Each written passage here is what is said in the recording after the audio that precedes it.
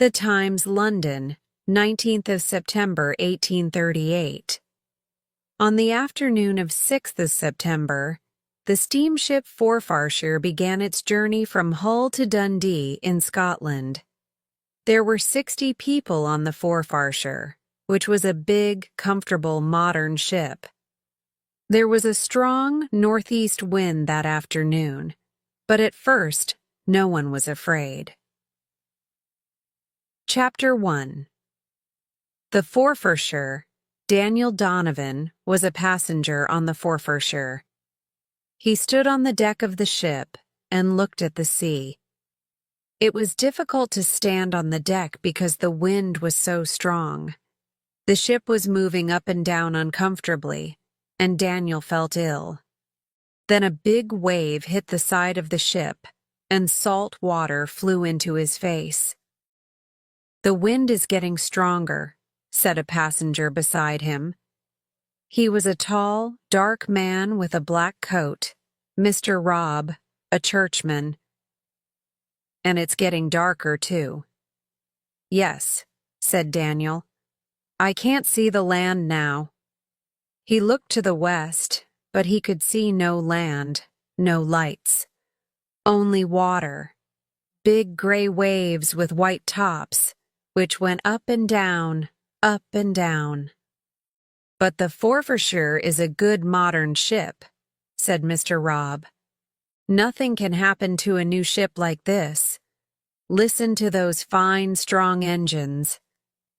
Daniel looked down at the big paddle wheel on the side of the ship. It went round and round, down under the white water and up again. Then he looked up at the black smoke which came from the Forfarshire's funnel. "Yes," he said, "they're good, strong engines." But he was not really sure. He was an engineer, so he knew about engines.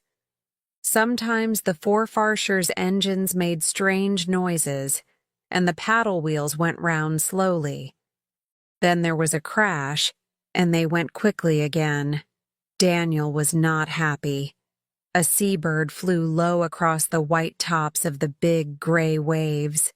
Daniel watched it and felt wind and rain on his face.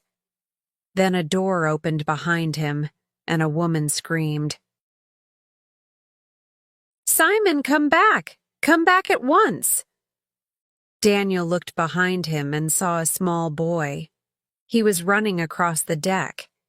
He was only 3 or 4 years old, and the wind was much too strong for him. He fell over on the deck and began to cry. Then another big wave hit the side of the ship.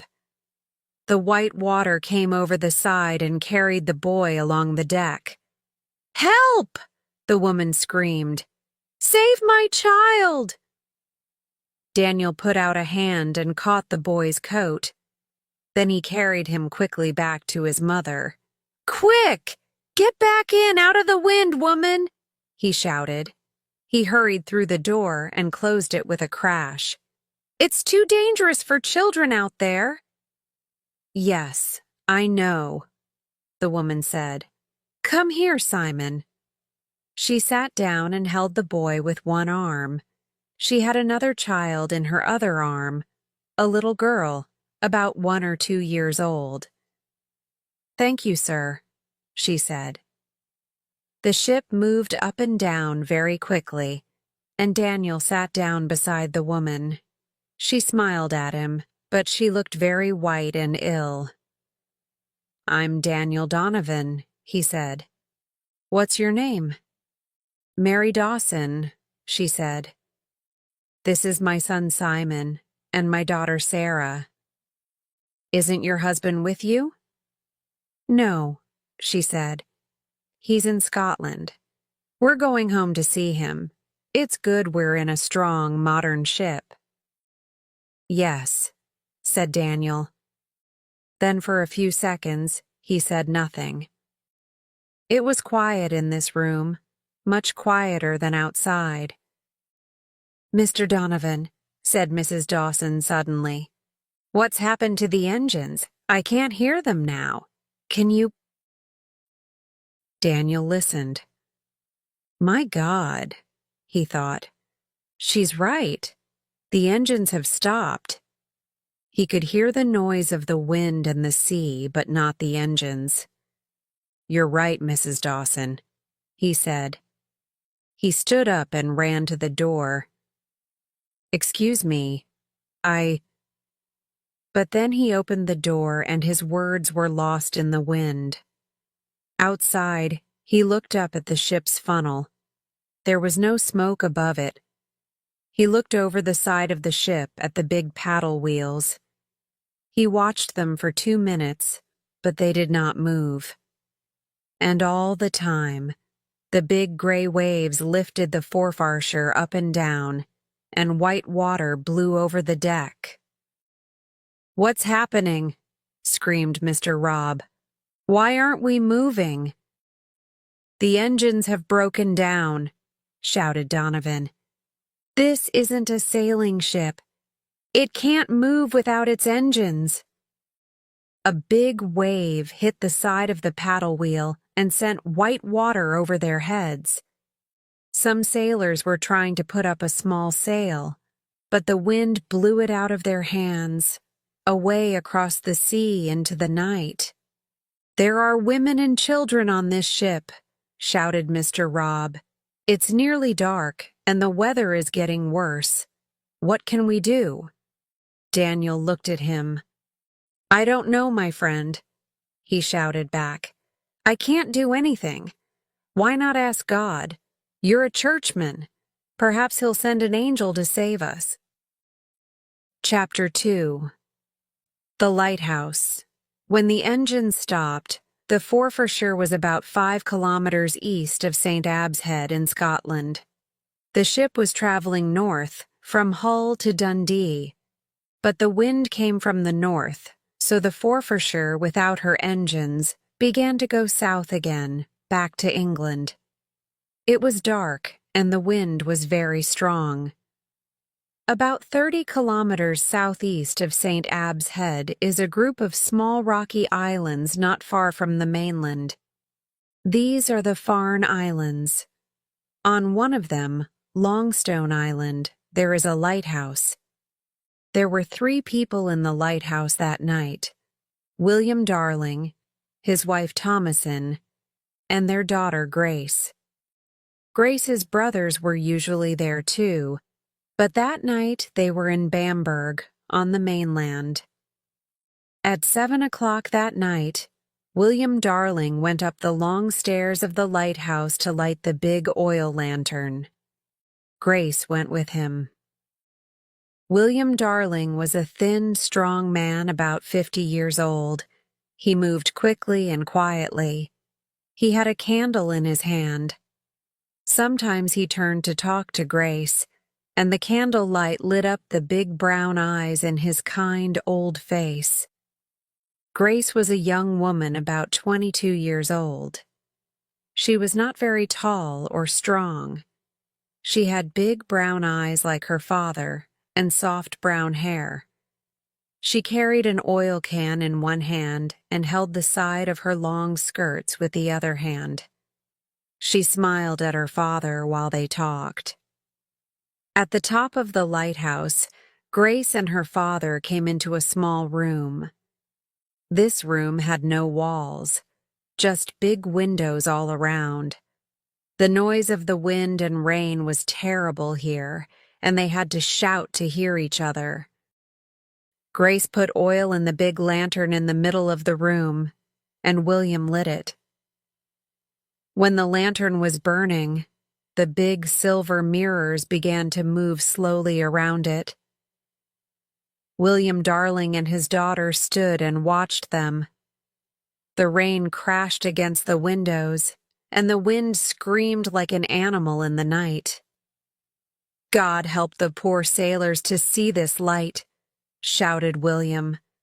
It's as dark as death out there.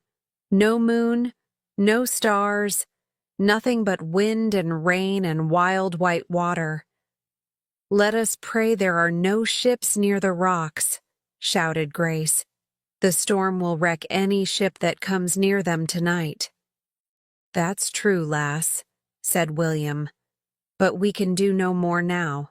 Let's go down to supper." The father and daughter went slowly down the dark, narrow stairs to the kitchen. Grace's mother, Thomason, was putting the supper on the table. She was a white-haired woman of 65. "Did you see anything?" she asked. "No, my love, nothing," William answered. "Only the rain on the windows." "Thank God," she said. "You couldn't help anyone tonight, William. If there is a shipwreck, you can do nothing. The boys aren't here." "But, Mother," Grace said, "Father has to try to save people. It's his job. He can't leave them to die." "Grace, no man could row a boat by himself in this wild sea," said Thomason. "So let us thank God that there are no poor ships near us on this terrible night." "Yes, Grace, let us thank God for that," said William. And so the three people sat quietly around their table in the warm kitchen and put their hands together to pray. In the black night outside, the wind screamed, and the big waves crashed against the rocks, again and again and again. Chapter 3. In the engine room, Mr. Donovan. "Yes. The captain wants to see you. You're an engineer, aren't you? Come this way, please." The sailor opened a door, and Daniel went quickly inside. They went down some stairs. He opened another door, and a great cloud of steam came out. Daniel followed the young sailor into the room. It was very hot in here, and there were clouds of steam everywhere. A tall, red-faced man came up to him. "Mr. Donovan? My name's Humble, Captain Humble. We need you, sir. You're an engineer, I understand. One of these engines has already stopped, and the other is working very badly. There's too much steam in this room, sir, and not—" A big wave hit the ship with a terrible crash, and Daniel, Captain Humble, and the young sailor held onto the wall. Daniel saw a big man in a blue coat and shouted to him, "Are you the ship's engineer?" "Yes." The man looked angry, tired, and frightened. "What's the matter? Why has this engine stopped?" "Why? Because it's too old, of course. Look here. See this? And this?" For 5 minutes, the two engineers moved around in the steam and smoke and looked at the big engines. "See? It's broken here and here. How can I mend it now in the middle of a storm? Can you do that, sir?" Daniel shook his head. He was angry and frightened. "No, of course I can't. The ship must go back to land." The man agreed quickly. "That's right. That's what I say. But you tell Captain Humble that. He says this is a new, modern ship, so it can go anywhere, in any weather. Our rich passengers want to go to Scotland, so that's where we're going, he says. But it's too dangerous and—" The man stopped when Captain Humble came near. "Well, Mr. Donovan, can you help us? Do you know more about engines than this stupid engineer here? He says he can do nothing, and we must go back to Hull because of a small storm. But I'm sure—" "He's right, Captain Humble," shouted Daniel. "I can do nothing for these engines here in this storm. They're too old, and this one is broken in 3 places. We must go back to land, Captain, or we will all drown. I cannot help you." Gah! The captain pushed Daniel angrily away from him. "Then get out of my way, Mr. Donovan. You're no good to me. Get back to the women and children." Daniel went quickly to the door and up the stairs to the wind and rain outside. But he was a badly frightened man. His hands were shaking, and it was hard for him to stand in the terrible screaming wind. Above his head, 2 sailors were putting up a small sail. "That's no good," he thought. "It's too small for a big ship like this. Without engines, we can do nothing." He stared out to sea, but he could see nothing, only the white tops of the great black waves and the black clouds above. No stars, no moon. But far away to the southwest, there was a little light flashing. On, off, off. It went behind a wave and then came back again, like a star in the night sky, far away. But it was coming nearer, nearer all the time. Chapter 4. Nothing to see. It was 2:30 in the morning. In the lighthouse, Grace was asleep in her room. It was a small, tidy room with white walls.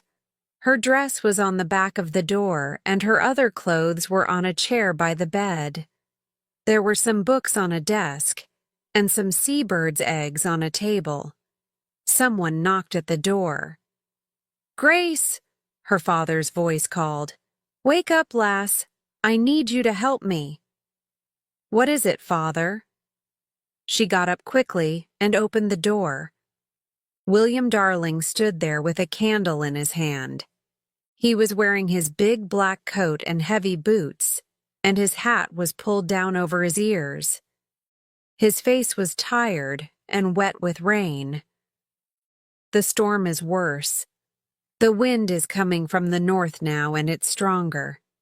We shall have to go outside and tie the boat down, or we shall lose it." "All right. I'll be down in a minute." Quickly, Grace closed the door and put her clothes on. She often got up in the night. There was always work on a lighthouse, and the sea did not wait for morning. A minute later, she ran downstairs to the kitchen, put a coat over her thin dress, tied her hair under her hat, and followed her father out into the night. The wind nearly lifted her off her feet. It was strong, black, hard, and wet. She opened her mouth to call to her father, but the words blew away into the night. Her coat and dress blew out behind her like paper, and the rain hit her face like small stones. She walked slowly after her father to the boathouse. Her father was carrying a small lantern, and in its light Grace saw a great wave of white water. It broke against the rock in front of the boathouse, and white water crashed against the boathouse doors. William shouted something to Grace, but she could not hear him. The sounds of the wind and the sea were too loud, too terrible. In the boathouse, she helped her father tie the boat down to the rock. They tied down the oars, too, so that nothing could move them. Then they ran outside and carried everything into the kitchen. Their chickens, their fishing things. Nothing could stay outside on a night like this. Before they went back in, Grace stared out into the night. The light from the top of the lighthouse flashed out over the water, and for 30 seconds she could see very well. One after another, the big black waves came out of the darkness, waves 10, 20 meters high. When they hit the rock, there was a huge crash, and white water flew everywhere, 30, 40 meters up over the long stone rock. Grace stared out, over the waves, past the rocks and islands. But thank God, she could see no lights, no ships. No ship could live in that sea tonight. "Grace, come on in, lass." Her father held the door open behind her. She went in quickly, and he closed the door behind them. Her mother had warm drinks ready for them. "Go to bed now, father," Grace said. You've had no sleep yet tonight. I'll watch the light now, and Mother can come up at 5. All right, lass, he said. William was very tired. He went upstairs with his wife, and in 2 minutes they were asleep. Grace finished her drink quickly and changed out of her wet clothes. Then she went up alone to the room with the big windows at the top of the lighthouse. The wild wind screamed and shook the glass. It was 3:30 in the morning. Chapter 5. The Shipwreck. In the passengers' sitting room on the Forfarshire, Mrs. Dawson looked unhappily at Daniel, Mr. Robb, and 2 other men, Thomas Buchanan and James Kelly. Her 2 children were crying in her arms. I'm so frightened. Do you think we're going to die? What can we do, Mr. Donovan, without the engines? Not much, Mrs. Dawson, said Daniel slowly. But there are some islands south of here, called the Farne Islands. They are very near. I've seen the lighthouse flashing on them.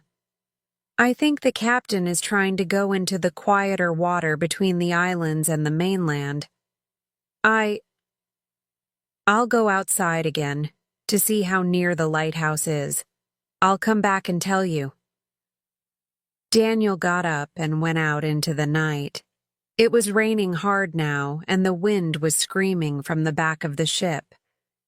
He stared into the dark. He could see nothing in the west. Where was the light? He walked carefully across the ship to the other side. Suddenly he fell on the wet deck, and he caught the side of the ship with his hands. Then he looked up, and a light flashed into his eyes. There it was, the lighthouse, only 300 meters away, to the north. But this is wrong, he thought. We're too close, much too close. I must tell the captain. He stood up and began to run along the deck. But there, in front of him, a great mountain of white water flew into the sky, 10, 20 meters above the ship. Rocks! Screamed Daniel. Rocks! There are rocks in front of us! Rocks all round! Captain! Captain! The captain was already shouting at the sailors, and the ship was turning to the west, away from the light. But it was too late.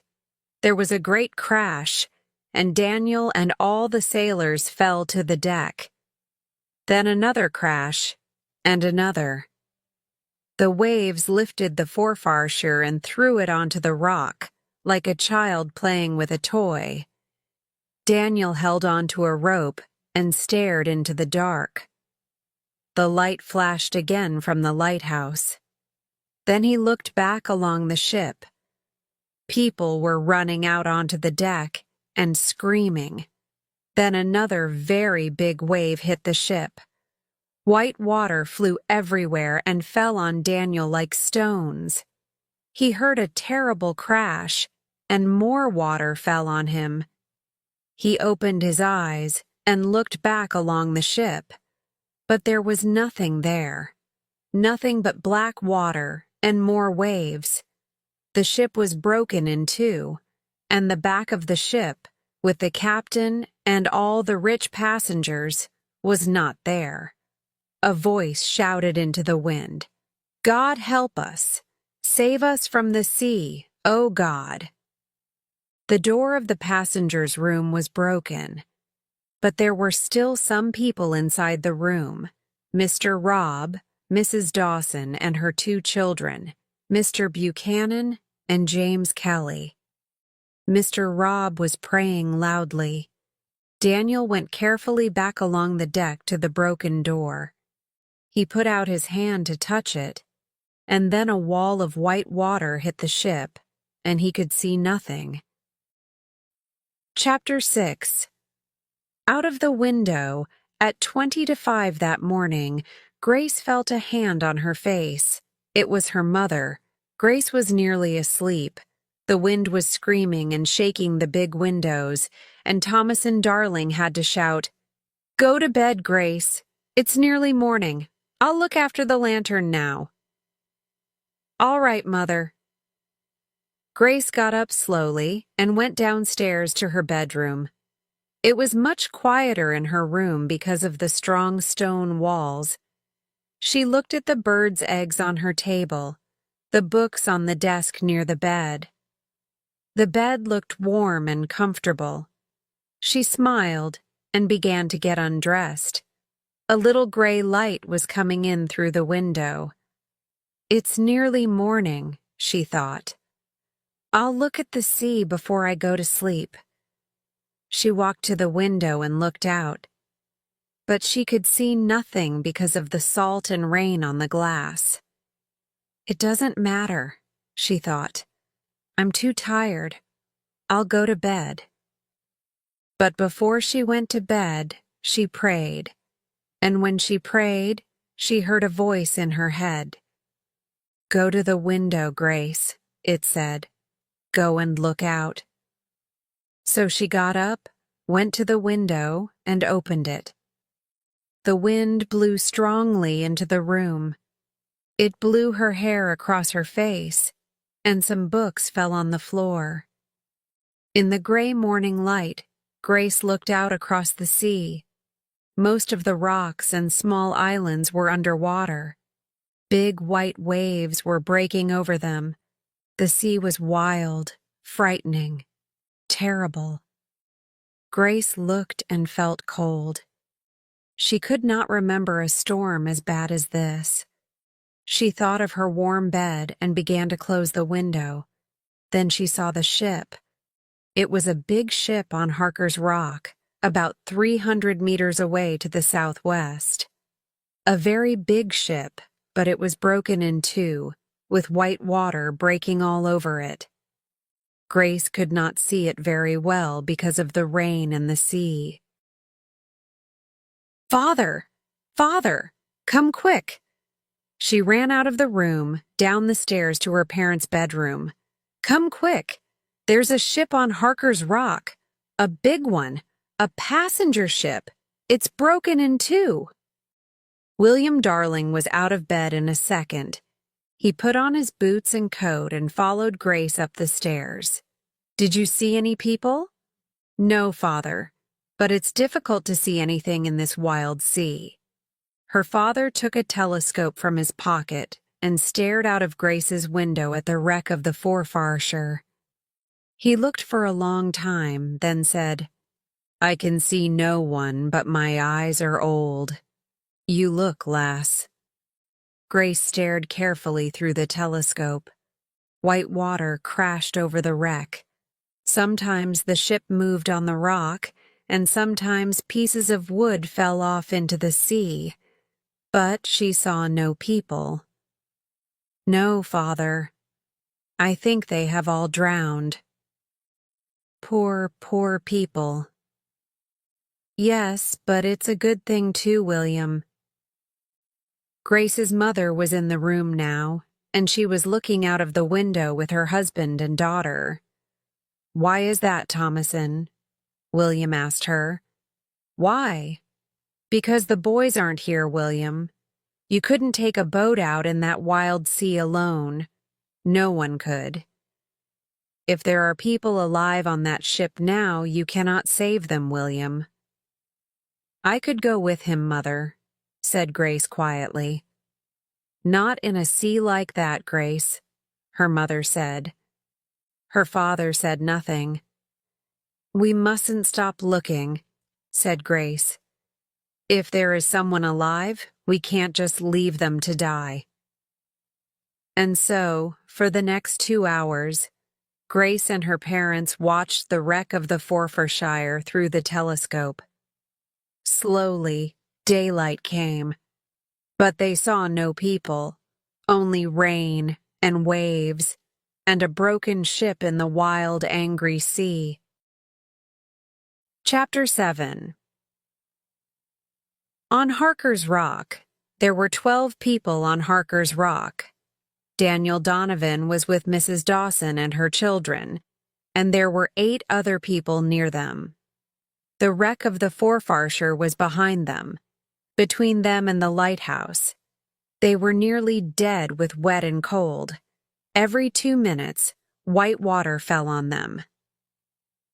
Daniel had lost his coat, and the wind cut through his thin shirt like a knife. His hands and legs were red with blood. Mrs. Dawson was crying and sat with her arms around her 2 small children. Mr. Robb prayed in a loud voice without stopping. Thomas Buchanan and the other men sat together, too cold to move. One man had a broken leg.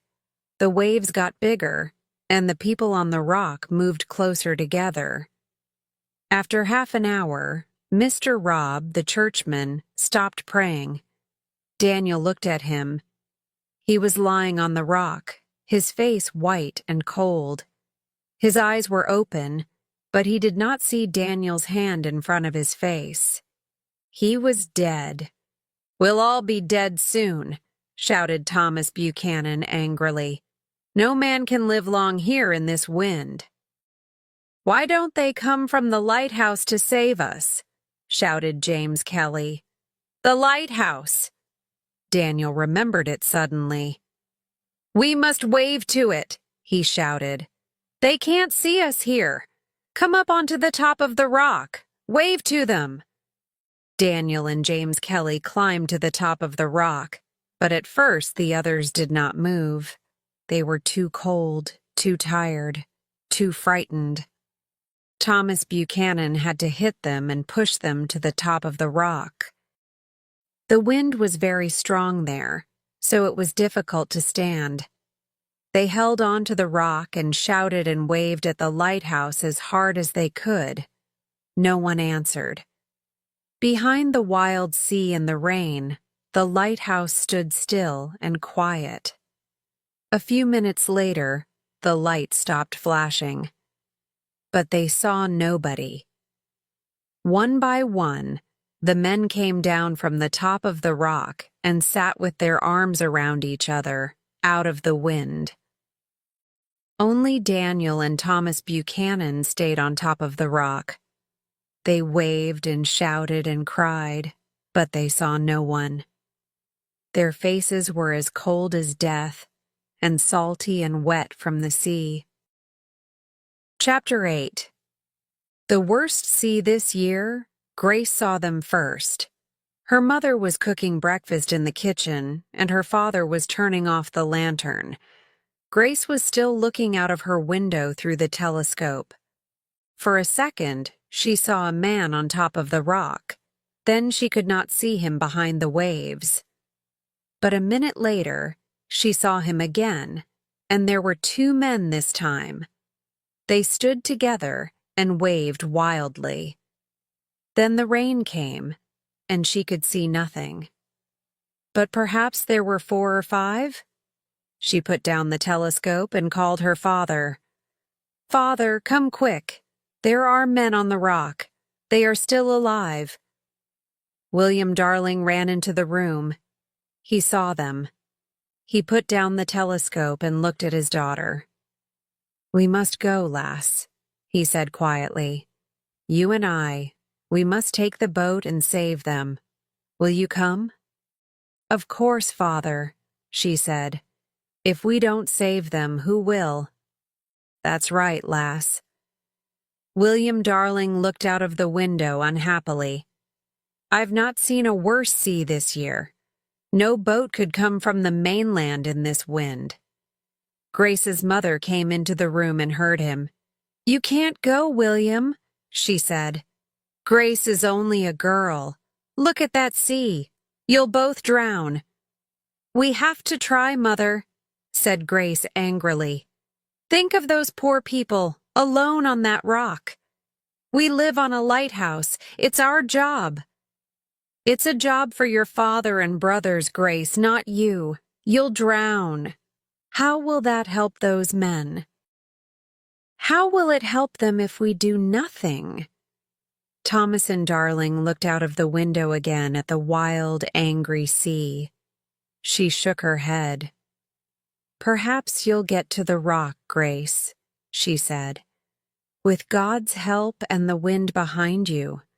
But you'll never get back against the wind. Not one man and a girl in a storm like this. Never." William Darling took his wife's hands in his. "Listen to me, Thomason," he said. "There are 3 or 4 seamen on that rock. Strong men. They'll help row us back if we save them." "If you save them," said Thomason.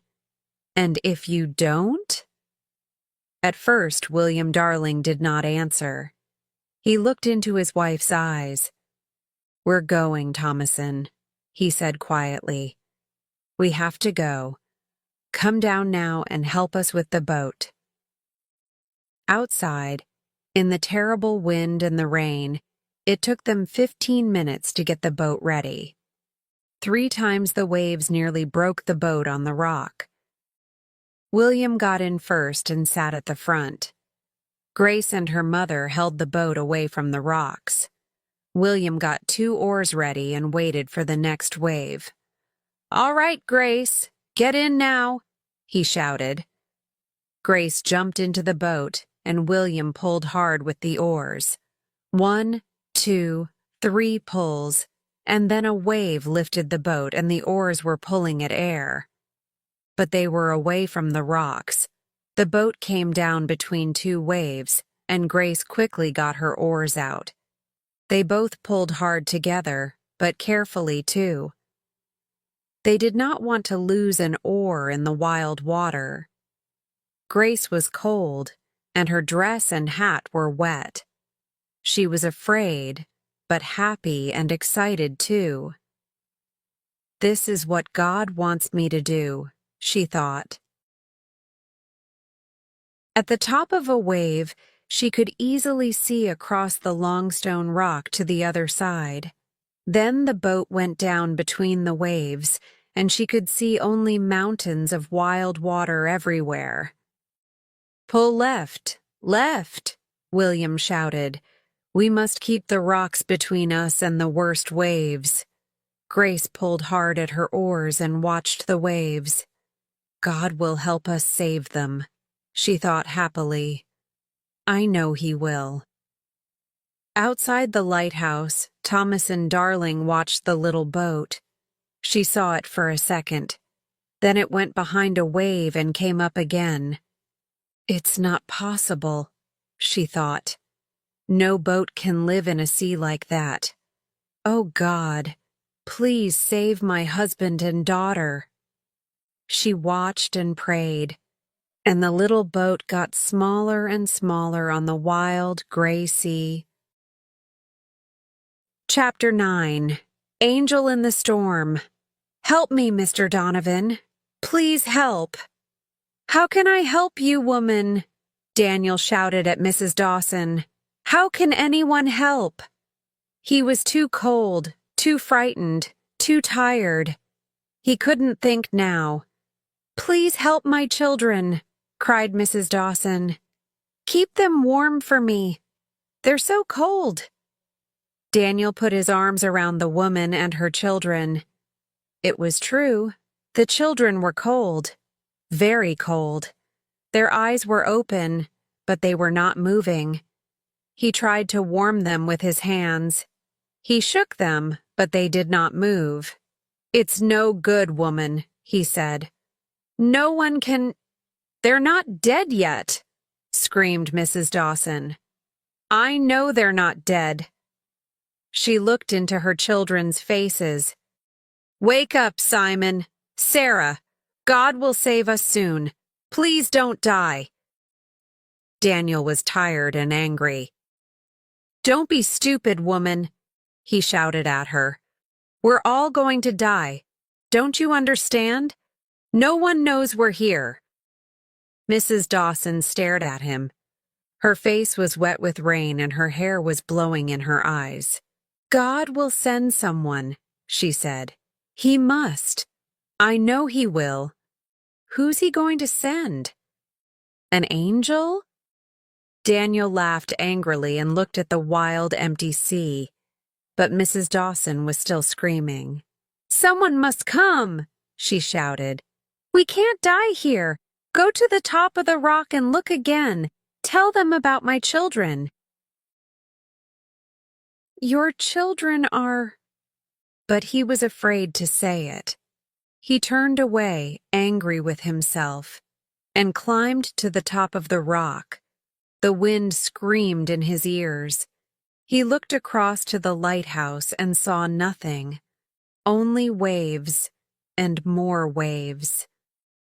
"I hate the sea," he thought. "It's like a great gray animal with 100 white teeth. I hate it. It wants to kill us all."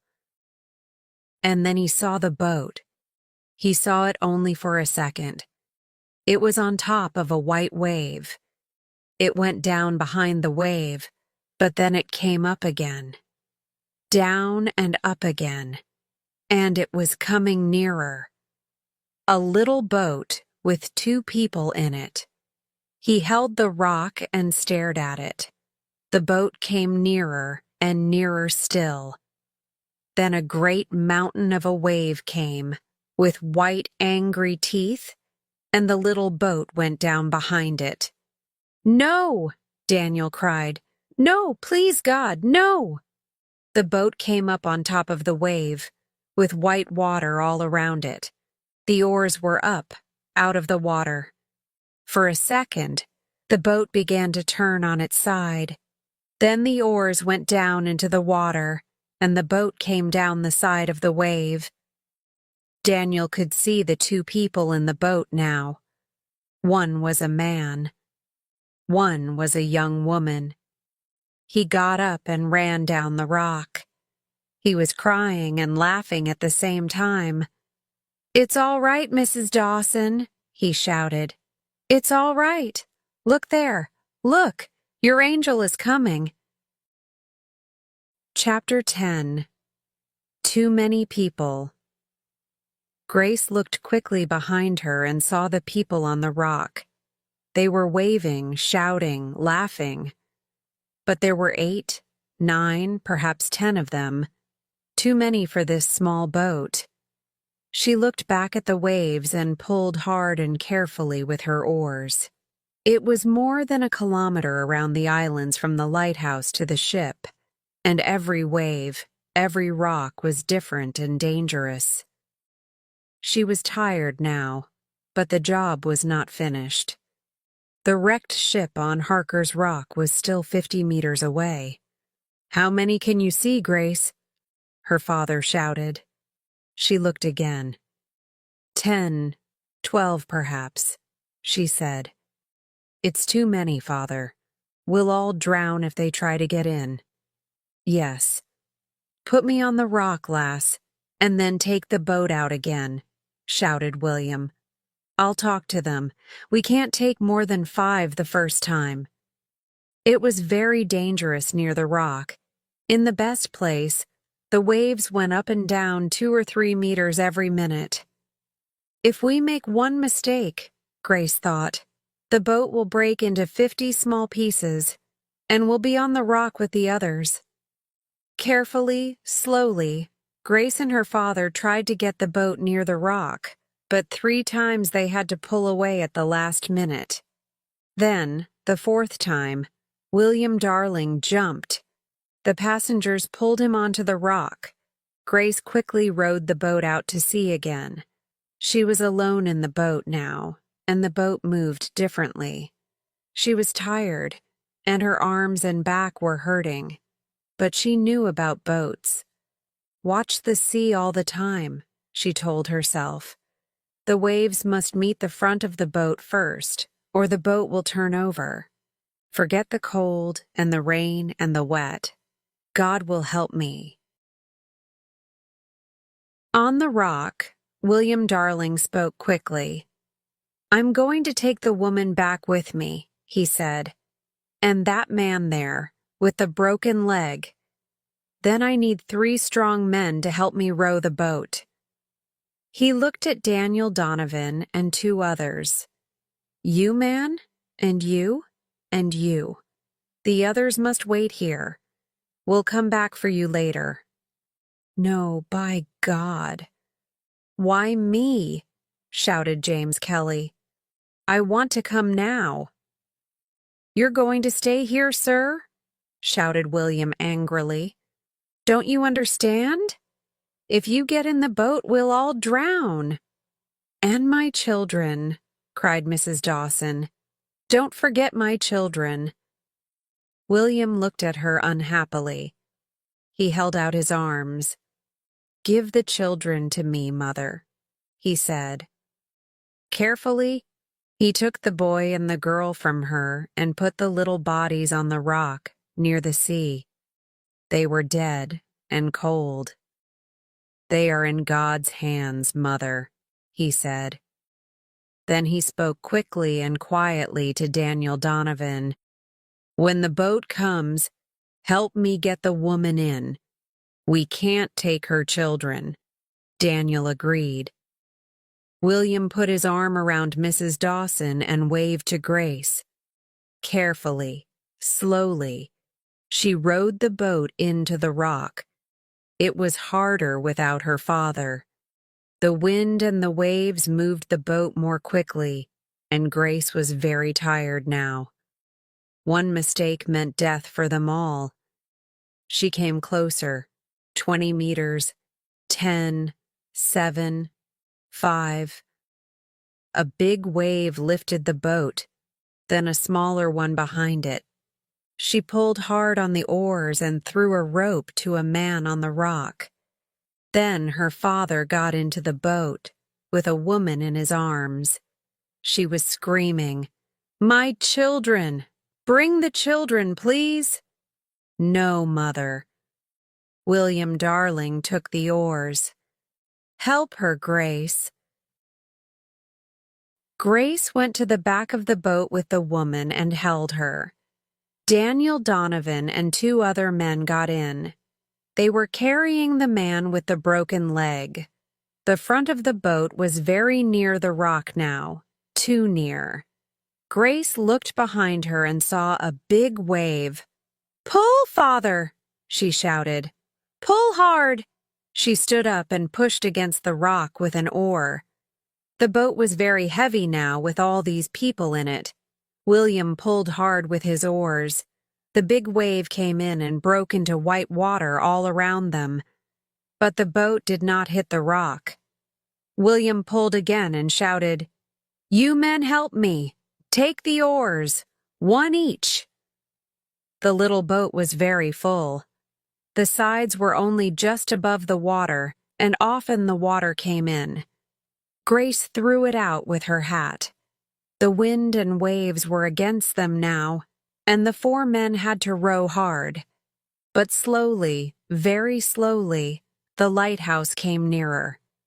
At last, from the top of the waves, they could see Thomasin Darling. She was standing in front of the lighthouse and waving to them. They were very tired when they got to the lighthouse. William and Daniel carried the man with the broken leg into the kitchen, and Grace and her mother helped Mrs. Dawson. Inside the kitchen, William smiled at his daughter. "You did a good job, lass," he said. "Thank you. I'll come back again with you, Father," she said. "No," he said. "You're too tired. I'll take 2 of these."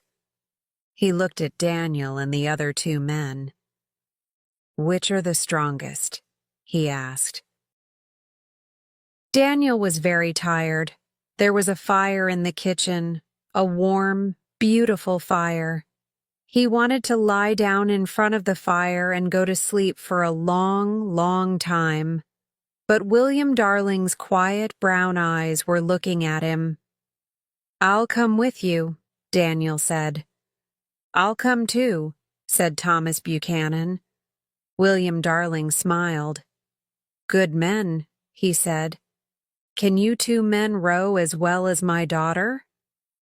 Daniel looked at Grace, who was busy helping Mrs. Dawson. She looked very small here, in the kitchen, like any young woman. "I'll try," he said. "Right," said William. "Come on, then." So Daniel and Thomas Buchanan followed the old lighthousemen away from the warm kitchen fire, out into the rain and wind again. Daniel looked at the angry sea with its terrible waves, and he felt cold and frightened. He remembered the small young woman alone in the boat by Harker's Rock. "Great God," he thought, "you made that girl strong, like an angel. Make me strong, too, like her." The Times, London, 19th September, 1838. Mr. Darling and his young daughter saved 9 people from the wreck of the Forfarshire. The storm lasted for 3 days, and they stayed all that time with the Darlings in the lighthouse. Queen Victoria thinks that Grace Darling is one of the finest young women in this country, and she is writing to thank her. 100 years from now, people will remember this day.